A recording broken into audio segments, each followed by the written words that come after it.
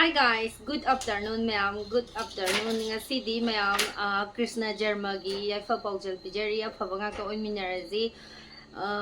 Isor habasidi amaga amani habalai ama habalai chap manai natra isor habasidi amakhatani aduna isor pumna mapu thajajaba galoinana aina Krishna Janma pangthokjabane bako aduna Krishna Janmada kachagadaba ladu gopalda kachagadaba athuma hau khara aina semjage tawbanebako ado mayam video je sum namjarake adum yengbiyu mayam adudi video hojalaji Chanu pazi joina Krishna saraga photo shoot tawbige na ne ma kaino tawbiri ne ba icha thoi yengo icha thoi ma Krishna macharo siba imai Krishna macharo ne siba ha Krishna macha lam yam hen ba Krishna macha ne sina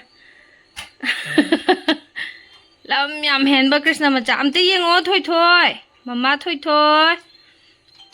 cha thoi Oi, sida smooth pirage thoi. Oi, tabi bazana te ma thokpam sanara leijubra. La o, sa thoi.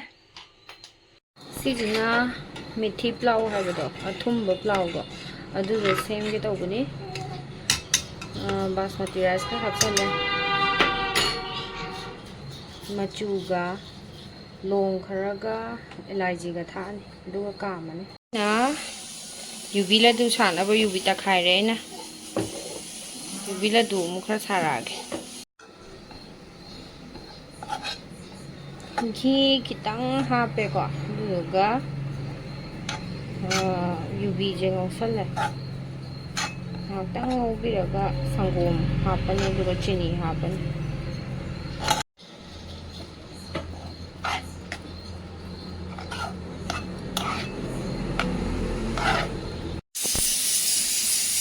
Later, let's do a hintare, the Makum grinder, the woody very olive, in the lagi hana, same when it can get like a dorena. She later me keep louder. She later, paneer plow.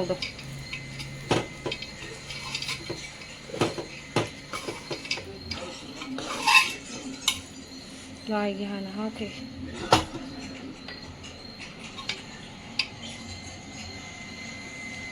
Tanya po.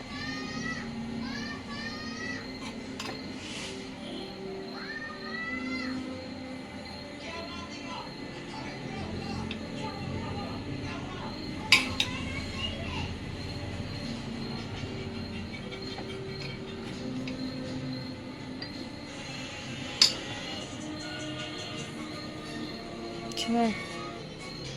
Sada ra makhan semge.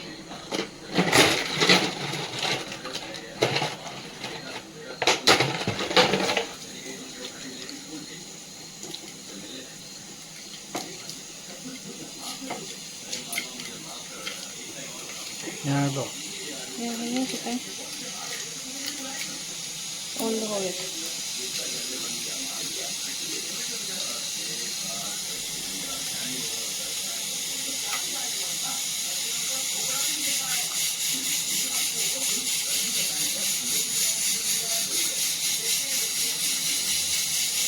Makan. Kung belum ay nakat kada bazin do sudah lagi.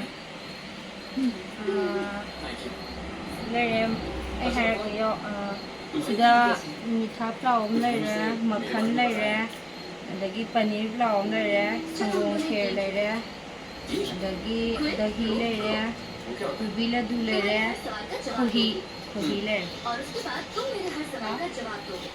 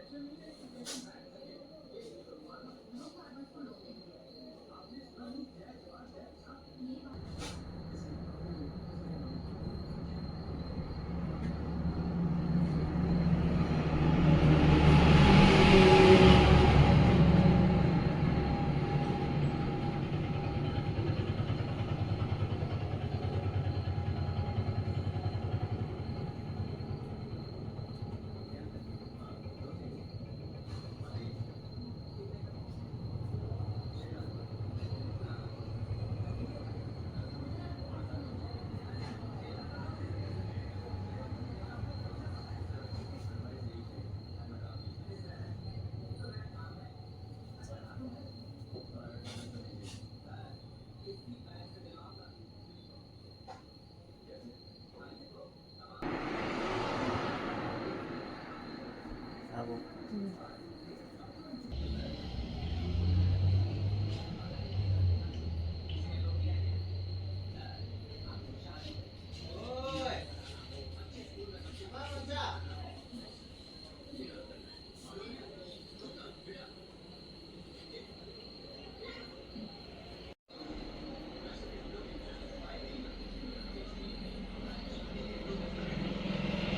Yung Krishna gi photoshoot tawdeba maje.